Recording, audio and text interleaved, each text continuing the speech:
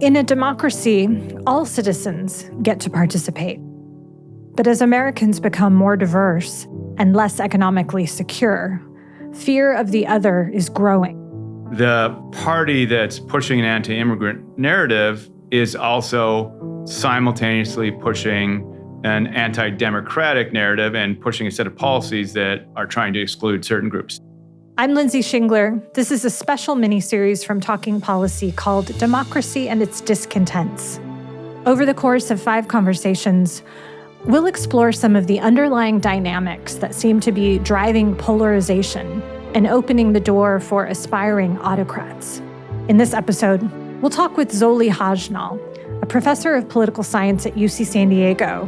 He's the author of White Backlash, Immigration, Race, and American Politics, and co-author of a new book, Race and Inequality in American Politics, An Imperfect Union. We'll talk about how politicians scapegoat immigrants when voters are feeling cultural and economic anxiety, and use that fear to get votes, and how that undermines the values and basis of our democracy.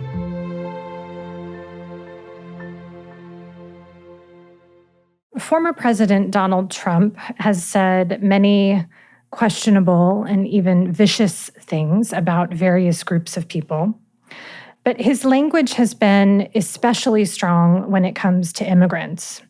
When he announced his first bid for presidency in 2015, a lot of us remember him accusing Mexico of sending rapists to the U.S.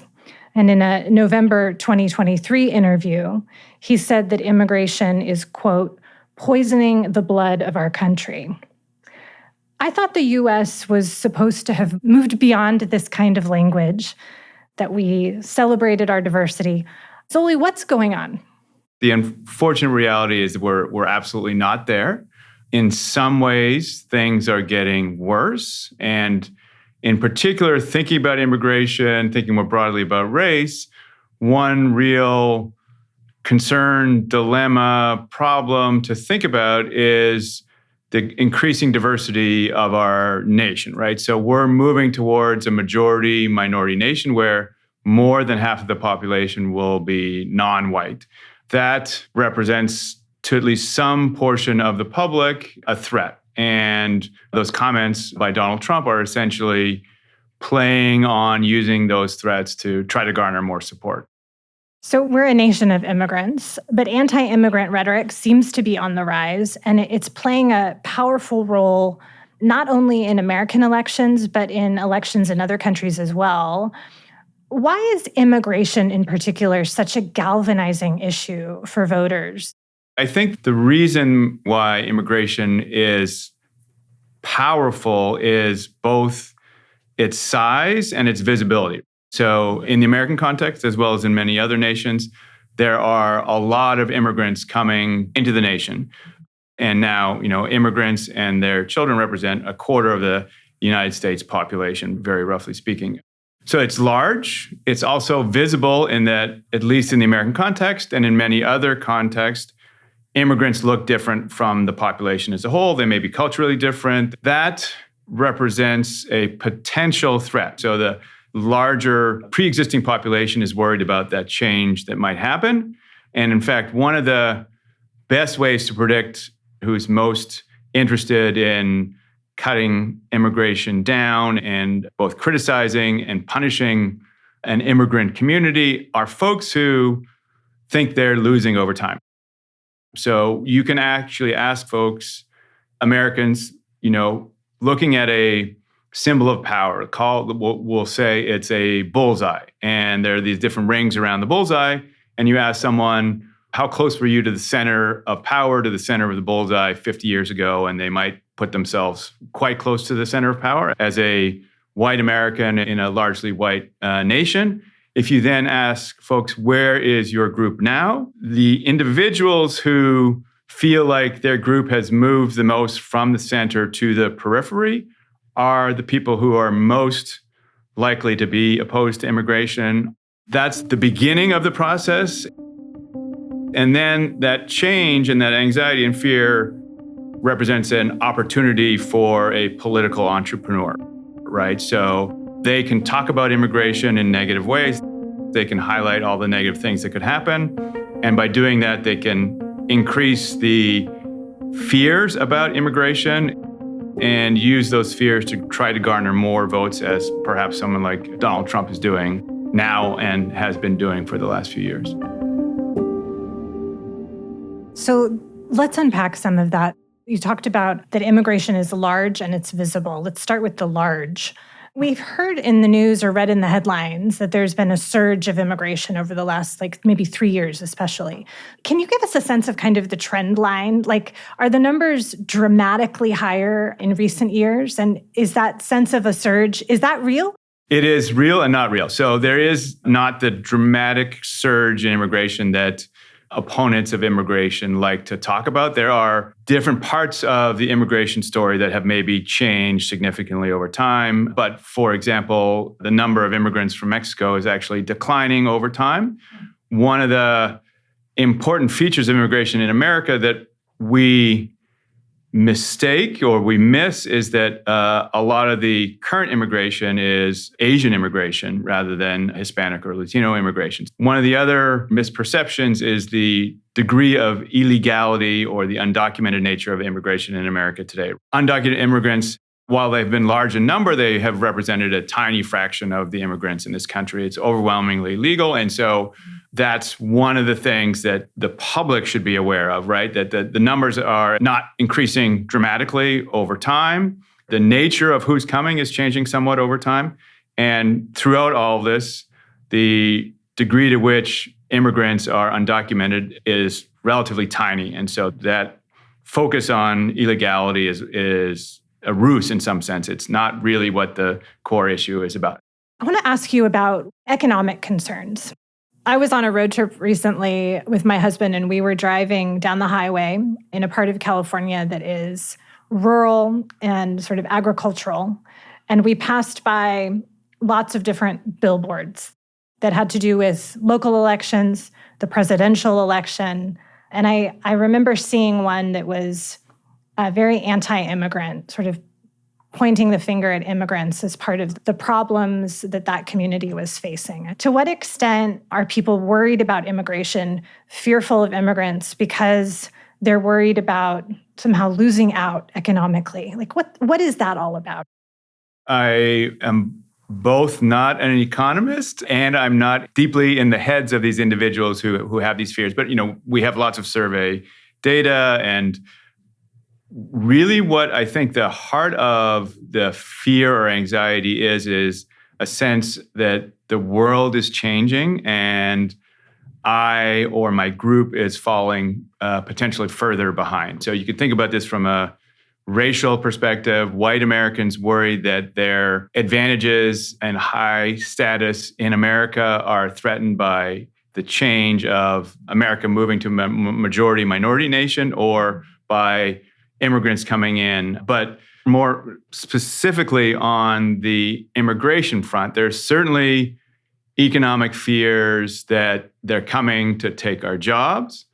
There are fears that they are coming to take our resources, as in using up the government's generosity in terms of welfare and educational services and so on and so forth. There is a lot of literature and a lot of debate in the media about the role of economic decline in this process. So is it just that people who don't have jobs or are losing their own individual status, are those the ones who are most opposed to immigration, most supportive of these far-right policies? And for the most part, it's not those folks. It's a broader set of white Americans and their broader group level interests rather than their own individual interests, and includes folks who aren't actually losing, they just feel like they're losing. In our last episode in this mini-series, we spoke with UCLA political scientist Marty Gillens, a colleague of yours, about money in politics and weak responsiveness of government to ordinary citizens and government's attentiveness to the wealthy and their preferences. And he noted the problem of a lack of a unified working class that could sort of regain power in politics, and that one of the key problems was that the working class is divided along racial and ethnic lines or characterized by racial and ethnic divisions. To what extent is this something that is being constructed?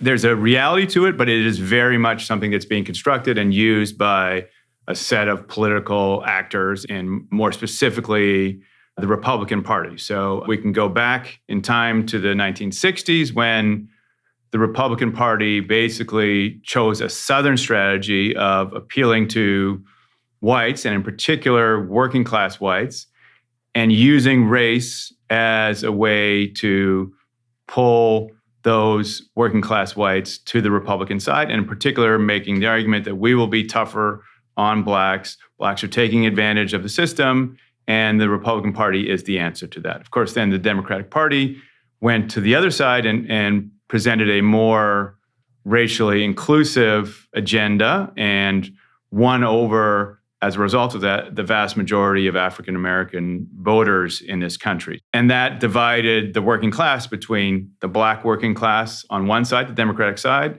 and the white working class on the side of the Republican Party. So that's sort of a source of the racial division. And then you add on top of that immigration, right? So it's a new fear that the Republican Party has used to try and bring more and different whites over to the Republican Party. So if you're worried about crime, if you're worried about drugs coming across the border, if you're worried about folks taking your jobs, you need to support the Republican Party. And so that further, in some senses, divided the working class. And the rhetoric is encouraging people not to necessarily vote their economic interests, but to vote based on fear or race, immigration, and so on and so forth. So you talked about some of the ideas many Americans have about the growth, the increase in the pure numbers in terms of migration, some ideas or myths about who those people are, whether they're here legally or illegally.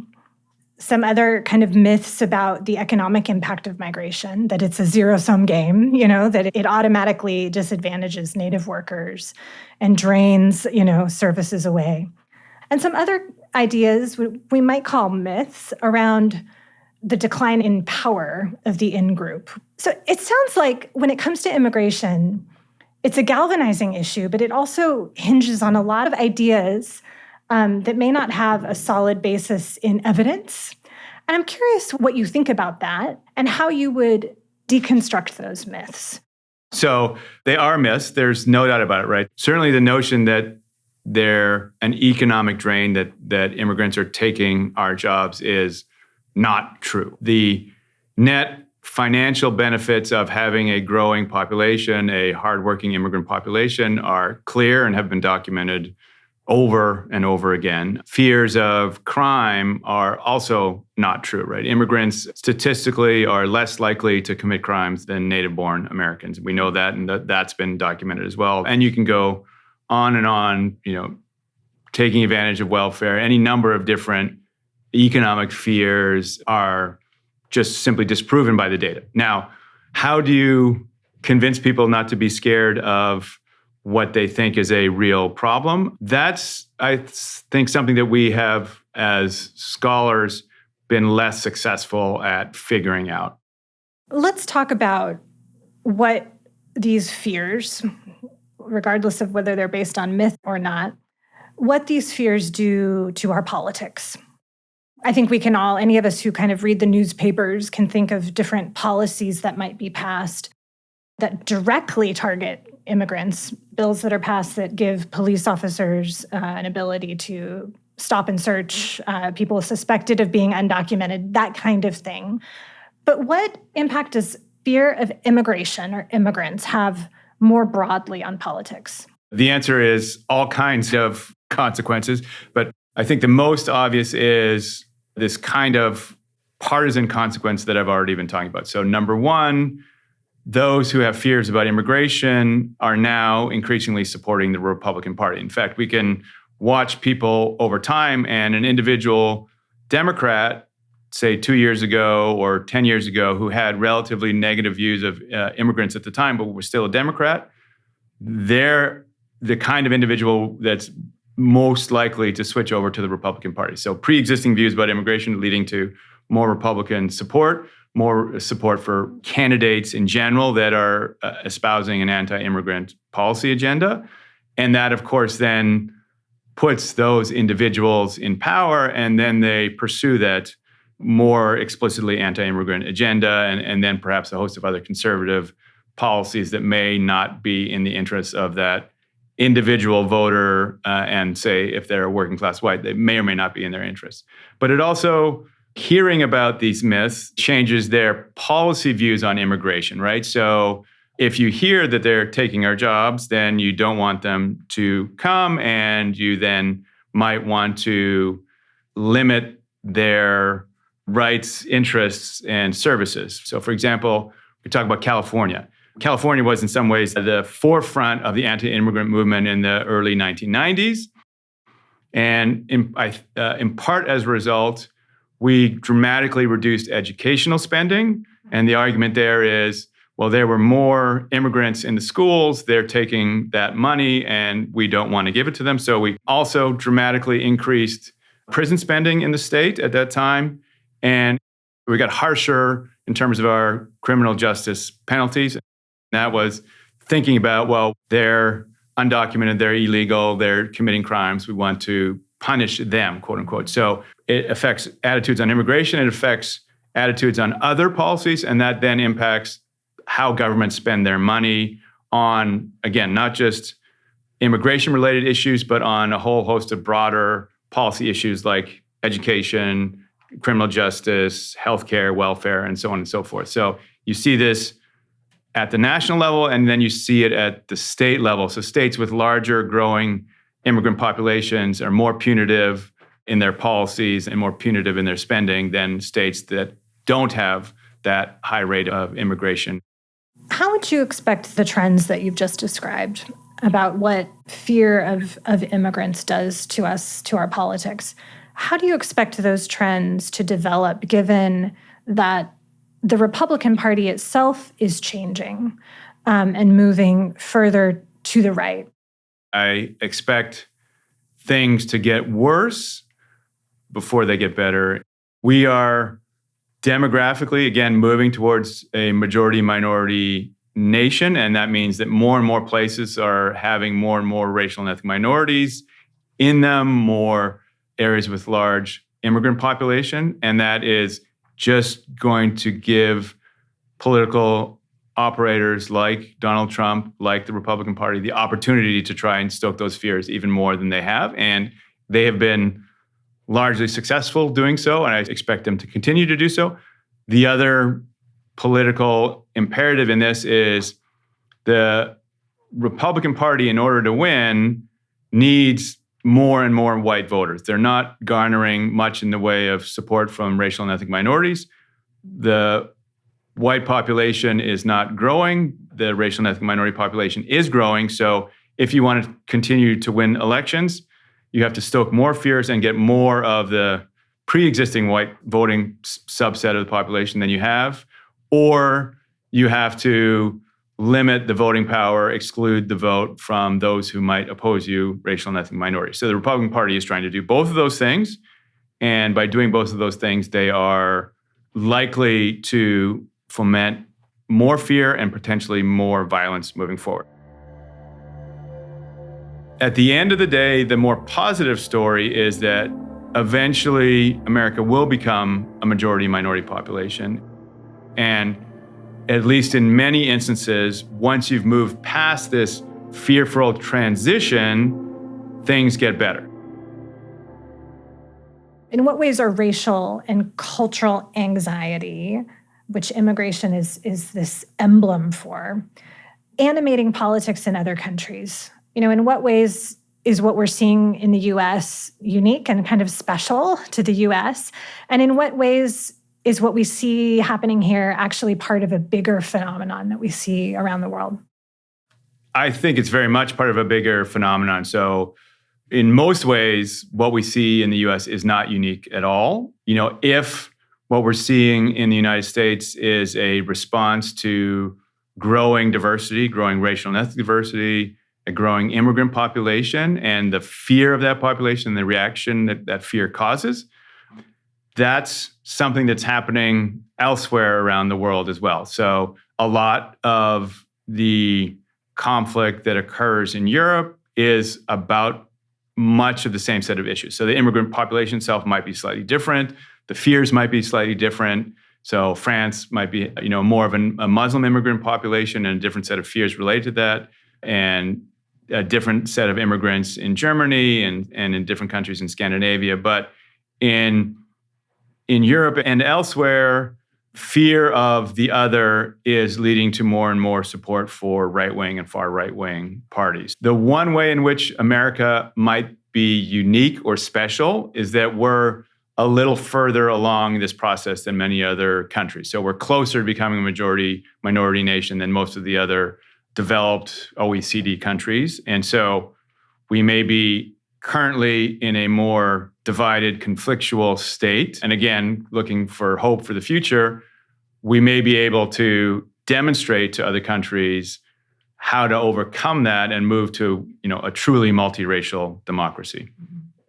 It's interesting you mentioned the role that immigration plays in different countries, from France to Germany to the UK and beyond, Netherlands, in driving voters to far-right parties, some of which, are elected and go on to chip away at what we think of as democracy in those countries. And part of the premise of this miniseries is to look at this question of disenchantment with democracy and democratic backsliding.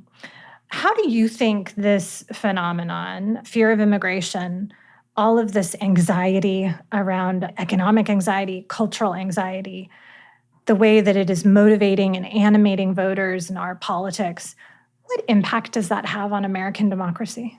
The concerns about immigration and the sort of end of democracy are not the same thing by any stretch of the imagination. But certainly in the American context, the party that's pushing an anti-immigrant narrative is also simultaneously pushing an anti-democratic narrative and pushing a set of policies that are trying to exclude certain groups. So there's a logic to both of those things, and the logic is related. More anti-immigrant agendas and narratives mean maybe more support for those parties. And then moving against democracy is almost saying, well, we're still going to lose because our country is becoming more diverse. And so one way to continue to stay in power is to exclude the groups that are against us. We've already seen that being done in different ways at the state level by Republican-led states.